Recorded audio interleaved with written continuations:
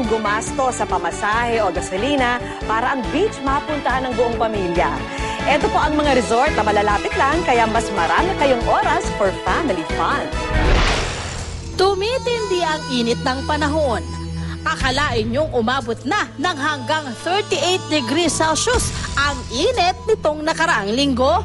Kaya naman ang hot na hot nating mga kababayan nangangarap ng lamig at kaginhawaan. Gusto ko lang na. Tubig? Tubig! Dagat pa kamo. Good news dahil ang maganda at abot kayang beach hindi hanggang panaginip lang. Boracay? Dalawan? Saan ako? Sir, nasa Quezon po kayo. Christian! Saan ka ba nagpunta? Kanina ka ba namin hinahanap? Tara! Ang ganda, no? Welcome to Boracay! Nasa Quezon po kami. Kilala ang Quezon dahil sa kanilang Pahiyas Festival at Pansit Habhab. Pero marami pa raw silang ibubuga. Gaya ng mga isla na Malaparaiso ang ganda. Ang white sand ng Boracay at rock formations ng Palawan matatagpuan sa iisang lugar. Ito ang beach na tinaguriang Burawan. Mula sa Maynila, 4 na oras lang ang ibabiyahe sa daan para mapuntahan ang Quezon. Kailangan lang mag-arkila ng bangka para marating ang isla.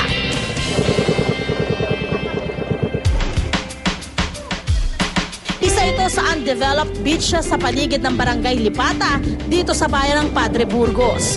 Dinarayo raw ito dahil sa angking ganda ng tabing dagat at nakamamanghang limestone formations kung saan natatanaw ang karagatan ng Sibuyan. Dito sa Burawan, sobrang nagulat ako dahil hindi ko akalaing ganito kalaki yung mga bato. Tapos yung sand niya para talagang Boracay. So para sa akin, 2-in-1 talaga siya. Sa halagang 80 pesos per head, pwede ka nang mag-swimming, rock climbing at sightseeing.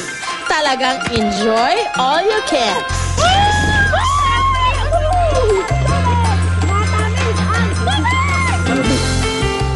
Pero isa lang ang Burawan sa maraming white sand beaches sa probinsya ng Quezon.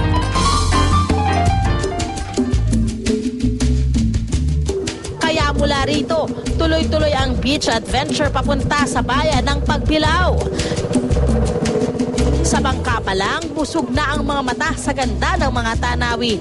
Nariyan ang panoramic view ng mga bundok at sari-saring rock formations.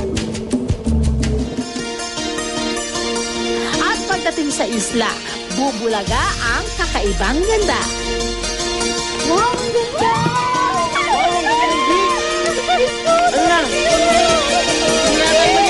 Kapansin-pansin ang malinaw na tubig, ang mahabang shoreline, at syempre, ang crystal white sand na dahilan kung bakit ito'y binansagang Islang Puting Buhangin. Kaya maglakad ka lang sa tabing dagat, solve ka na! Nakamamangha rin ang rock formations na yumayakap sa cove na ito. At ang good news para sa adventure lovers, pwedeng mag-trek sa loob ng bahagi ng isla.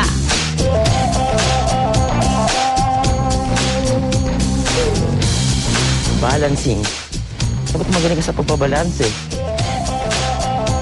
Ang isa pang dinarayo rito ay ang cave na kung tawagin ay Kuwebang Lampas.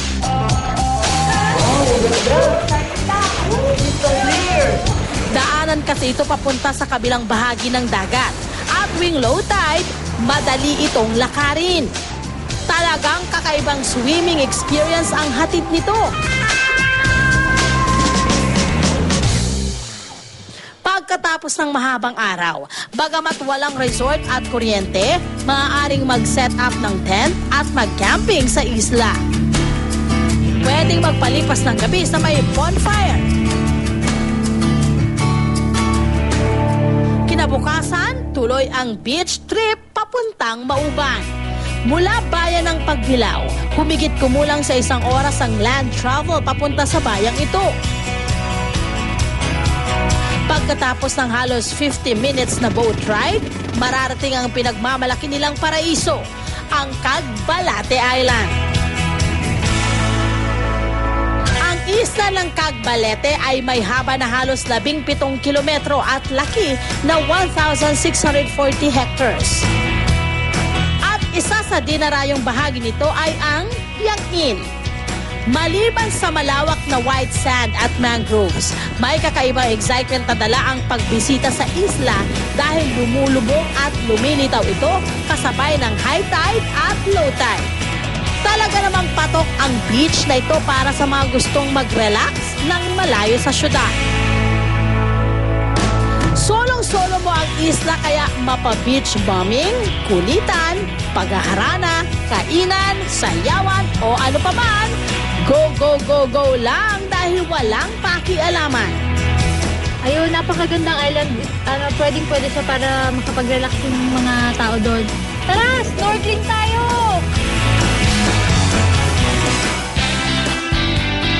Sa totoo lang, marami pang ganitong mga lugar sa Pilipinas ang nadidiskubre at unti-unti nang nakikilala. At nakatutuwang hindi na natin kailangang lumayo pa para sila ay puntahan. Lawakan lang ang kaalaman at gumawa ng sariling beach adventure. At ang panaginip, gawin ng makatotohanan. Ang sarap mag-swimming sa beach! Tara!